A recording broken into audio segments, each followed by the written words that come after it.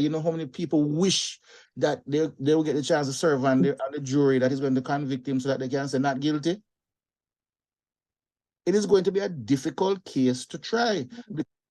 So I want to know what you think about Luigi Magione, the guy who was accused of unaliving the United Healthcare CEO Brian Thompson.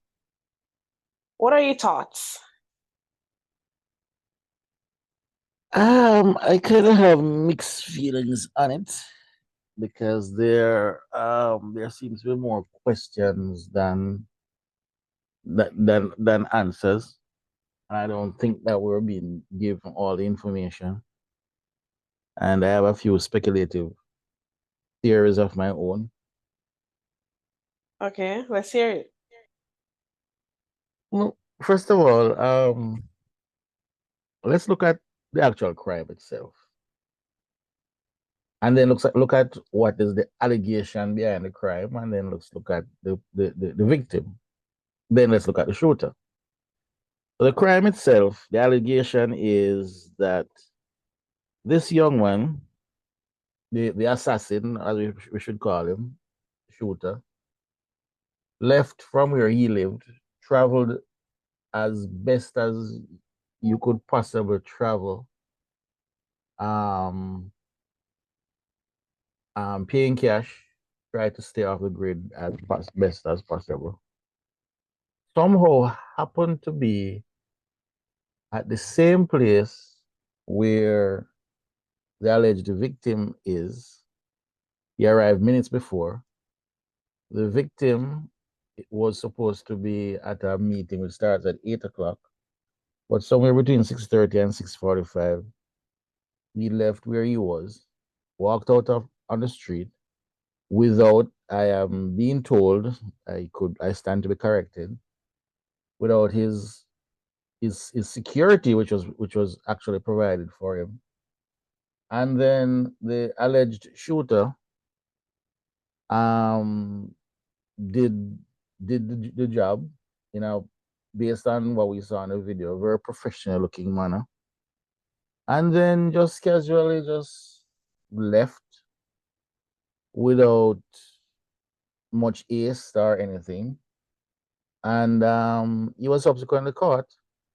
And allegations are that some of the items that they found with him, they recovered his backpack, and they allegedly recovered a manifesto or what tantamount to a confession, Oh, things like that. All right, let's look at it this way. Luigi Magione is a brilliant boy, graduated from university with a degree, I think, in computer programming.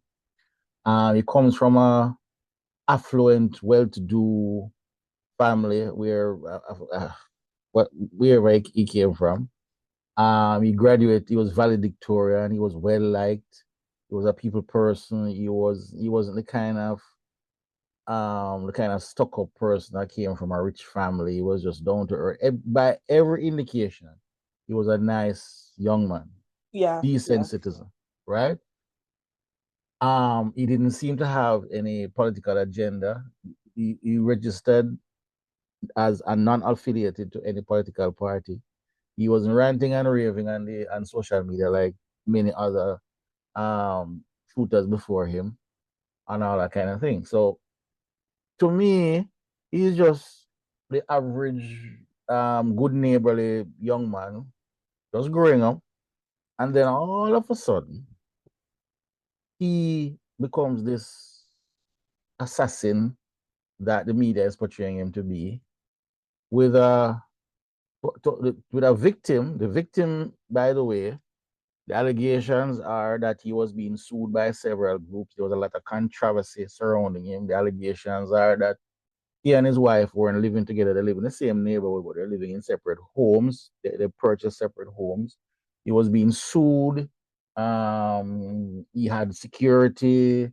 He was making $10 million a year, and there are actually controversies surrounding who this individual is. So, what are the odds of two seemingly different individuals from different walks of life, from different geographical location, end up at the same place where the alleged shooter the allegations are that he planned the whole thing, acquired the necessary tools that he would need to carry out the act, and everything. What are the odds that he would know the exact time, place, location, camera angles, because everything was done in full view of the camera and all that kind of thing.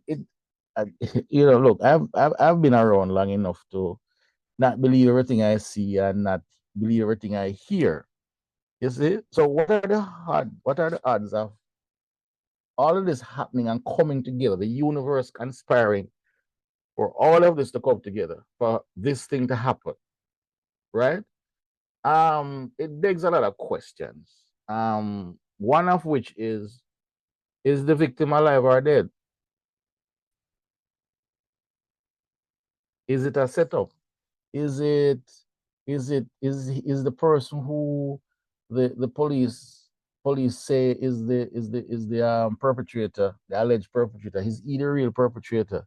Who are the people behind it? Because there are pictures, video pictures of him on the phone minutes before the alleged act took place. Who was he talking to on the phone? How do you know where to find Mr. Williams? For you. So you don't think that it's by just by chance that Luigi is such a good planner that he planned this thing, and it is very unfortunate that it took someone's life. But you don't think that it's by chance that this high profile guy, Brian, you Mm. said left his security. So that Yeah. he left his security. I wasn't walking with his security. And like I said, the Luigi so happened to, plan this thing and pull up on the guy and alive him. You don't think that it's by chance that those things it just happened by that like that? No, no, we are I think we're a little bit more sophisticated in terms of the amount of TV that we have consumed, the amount of crime that we have seen in the news and all that kind of thing.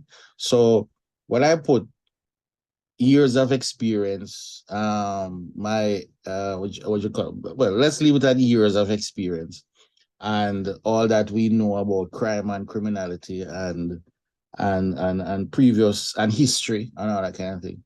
It is very difficult for you to convince me or even convince any sensible person that it is mere coincidence that a guy who graduates from school with a degree in computer software engineering and mathematics, right? Somebody who by just by knowing that bit about him would be somebody who's calculating and who plans and strategize this thing and all that kind of thing. It would be difficult for you to expect anybody to believe that he would leave his place of abode, um, create a manifesto, alleged manifesto, we don't know, um, um, have the kind of tools in his possession. Now, bear in mind, he didn't pick up a toy pistol he didn't buy it in the store. It was what is called 3D printed. So so he planned it. It was all planned out. Everything was laid out. Everything was timed out to the minute because based on the allegations and based on what the video showed us, Mr. Brian Thompson, the minute he stepped out into the street, he was waiting for it, as any good assassin would be. He would be waiting for his target, right? So what you believe is some type of inside job, some type of somebody told somebody that he's gonna be there somehow. You think it's something along those lines? This company, United Healthcare, is in the same league as Apple, IBM. It's one of the, I think it's what, 11th biggest company in the world, $300 billion in revenue and all that kind of thing. And the CEO of your healthcare division is just, his movements is known to John Public. Yeah, I mean, it's public knowledge that they are having an investors meeting in New York. That's public knowledge. But it is not public knowledge that he's going to be walking out of his hotel room at 6:40 a.m. to a meeting that is supposed to start at 8 a.m. He wasn't walking to take the subway. He wasn't walking to take a cab. He was within walking distance of the conference. And you walk out minutes before the assassin arrived on the scene with your back, casually walking your back, pew, pew, pew, pew. And come on. You might, I respect your opinion. You sound So now we need to very start. So consistent. having gone down that rabbit hole, I mean, I have no evidence outside of what I have seen, heard in the news, read in the printed press and all that kind of thing, right? That's what I'm going on. I don't know the two parties, but having arrived at this conclusion based on what we have been led to believe, based on information that we have at hand, it leads me to ask a question. One, is the victim actually dead? Because come on, how many times have we heard of people who are missing and we hear they are in the south of France, we hear they are in Tahiti? How many times have we heard of people who have in no uncertain terms? I was reading one recently where, I don't know if you remember this incident, I think it was in the 80s, where this woman claimed that she was raped by 3 white guys and it created one big stink only for her to know confess. Yeah. But you know, so the thing is, my point is that we live in a world where we have to not believe what we are seeing and not believing that what we're hearing until the truth comes out, because the truth is going to come out, and maybe not, maybe the truth won't even come out, because we still have previous events where we haven't heard the truth. I mean, and I'm going back way back into the 60s from when they unalived a former president of the United States, to where they tried to unalive the current elected president. So, and we still don't know the truth. We don't know which is which or what is what, you know? So there's a lot of things. But what I'm saying is, based on what the little sense that we have, the little knowledge that we are able to gather from the information that's available, something looks fishy. And we are talking about a situation where we're dealing with a major company, with a guy who's making $10 million a year, with allegation that he and his wife don't share the same home, where it is public knowledge that he's being sued and he has enemies and all that kind of thing, so on and so forth. Nowhere in the narrative am I being told that Luigi is an expert marksman and goes hunting on the weekends or any kind of thing, but he was able to fire 3 rounds into the victim without missing. Very controlled. He demonstrated complete knowledge of the weapon and the usage of the weapon. So there is more to meet the eye. And I'm gonna say this. Question is being asked. I don't know if you have come across a question. Is he a hero? Is Luigi? Is he a hero? Should we be celebrating his action, or not? What do you think? Yeah, that's what social media, that's what is happening on social media right now. It's the first I have seen this type of reaction to somebody that literally took someone allegedly took someone else's life. It's the first time I've seen this type of reaction, and I think it's Well, crazy. no. Well, listen. You see, things don't happen in isolation. You have to understand that currently, I don't know if you ever remember me saying to you that a time is going to come in the world where the people who are at the top are going to find themselves having to deal with the people at the bottom in very violent ways. Because what's happening is, wealth is being concentrated into the hands of the few. When you take out look at all the billionaires around the world and all the companies that are concentrating all of the wealth. United Healthcare, for example, They're not just in the business of insurance. They're in the business of owning doctors, owning hospitals, owning nursing homes. And so they try to gather wealth from every level of the health spectrum. People are hurting. And let me say it this way. We are up in arms because a young man murdered, and this is not speculation, he murdered, or somebody murdered a father and a husband, a brother, and a friend, right? That's Brian Thompson. The records show that the company that he represents is alleged to be responsible for the death of about 72,000 people per year by denying health care. In fact, I don't know how many people know that this insurance company, they have the highest record of denying people's claims. Now, behind all of these numbers, there are real people. There are people who are hurting. There are people who are losing babies. There are people who are losing their loved ones. There are people who are losing, their health, their peace of mind, and all that kind of thing. And So yeah, sorry, I'm stopping you in the chain of thoughts, but the more customers they have is the likeliness of more denials that they will have. Yes? yeah. But you have to understand. You have to understand. Okay, so they might be the bigger company, and so statistically speaking, they might deny more claim. But we can always dwell in statistics. But the point that I'm trying to make is that behind these numbers are real people. Look, for example, the other day, the parent company that owns Blue Cross Blue Shield, they were trying, in the middle of all of this, they were insensitively trying to institute a policy where you are doing surgery, and let us say your surgery lasts for 3 hours, or you have a 6-hour surgery, and you're under anesthesia. They were saying they would stop paying for the anesthesiologist after a certain period of time in your surgery. So let us say you are going to do a C-section, and your C-section, typical C-section should last about 20 minutes to an hour. Yeah? Cut, snip, snip, bam. But let us say there are complications, whatever they may be.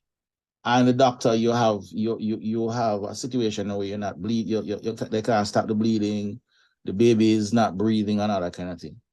What the health company was trying to tell the industry is that, hey, after an hour, we will no longer pay for this mother to be under anesthesia. That's So crazy. So what would happen is you are at this point in your life where you are going through all this complication, where you're trying to bring a life into the world, and at the same time trying not to lose your own life. You is what I've told you that are going to stop you, wake you up, and say, "Hey, listen. So we have passed an hour into this. Yes. So do you have the money to pay the next $12,000? Because we're going to have to go 2 months, What? It's not that literal. or they do the surgery, they do what doctors are supposed to do, save lives, yes. But after that, you're going to do a surgery which may cost, I don't know, I'm just spitballing, 25,000, but you come out with a $40,000 bill because the insurance company deny anesthesia after 3 hours, 2 hours. Yeah. And even the doctors within the health field says, no, you people are crazy. How do you arrive at this? And I just learned today by doing a little bit of research that what a lot of these companies, United Healthcare in particular, is they have an AI and an algorithm that they are using to determine all of this. Yes, I There's saw that too.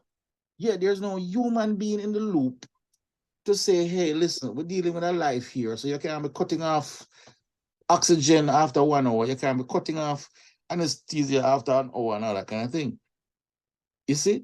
So, So but yeah. my question to you though is like companies like United Healthcare, aren't they governed by like certain rules where, like I said, the statistics No, they don't show have any where rules. They don't have any rules. And let me tell you why there's no rules. In passing, I saw a list today. Companies like United Healthcare There are people in the government, because the government is supposed to be the ones who set the rules and ensure the rules are followed. There are people in the government who try to rein in these companies, these insurance companies. But at the same time, the list that I look on, you have some very influential people in politics who are getting a million, 10,000, 20,000, 100,000, 200,000, 500,000 contribution from the same company. And I'm going to give you two names on the list: Kamala Harris and Donald Trump. Oh Lord. On the list. I saw the list. It's a published list. So what that tells you is they will always get away with doing things to the public.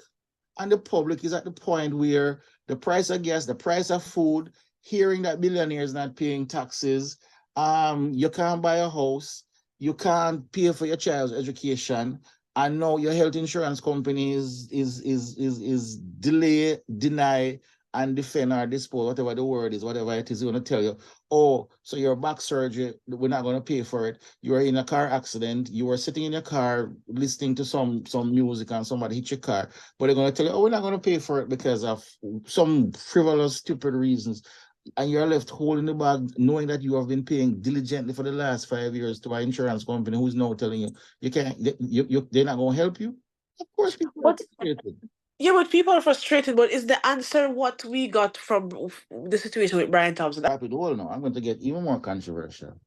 Is the crime that Luigi Magione alleged to have committed, killing Brian Thompson, is it a worse crime than a crime of a company that is responsible for the death of close to 100,000 people for a year, per year?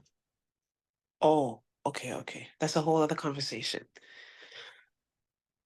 Because no, and I throw that out there because people are asking, you're asking, everybody's asking, why is it that this guy is being celebrated as a hero? This guy is just a representation of the rest of us out here who are feeling frustrated by the system. People ask a question. A question was asked recently. How is it that people voted for Donald Trump? Donald Trump is not the problem. You know? Donald Trump is a symptom of a problem. People are frustrated and they want change. And he says, whether truth or lie, whoever side you want to believe, seems to have solution. You might say it's crazy, you might say it can't work or whatever it is, but it sounds different from what everybody else is saying. Everybody, you know, for example, that we price of things are expensive in this country. Yes, and he says, oh, the reason why the price is expensive is because gas price is too high. So we're gonna drill. I have a solution. We're gonna drill more, we're gonna produce more oil. Okay, that's like a solution. Let's go with him. Which is the same thing that is happening here. People are frustrated. Nobody is doing anything. You sue them. There are many lawsuits out there. You sue them. You appeal to your congressman. You go on national TV. You talk about it. The doctors talk about it. It doesn't work. So guess what? We analyze somebody. Now everybody's paying attention. Like, okay, I wonder who is next. Now we got their attention. You see, let me say it this way. I'm gonna, and this part is going to particularly sound controversial. Sometimes you have to burn the system to the ground for it to work.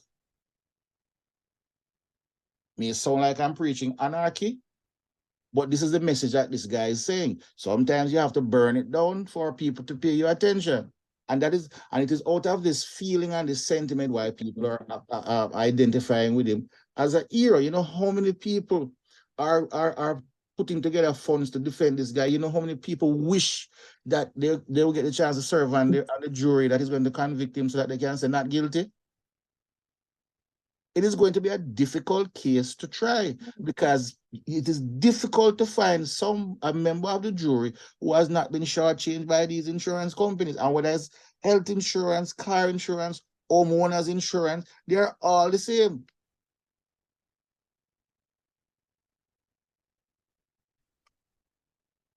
Yeah. Well, thank you for sharing your thoughts. I thank you.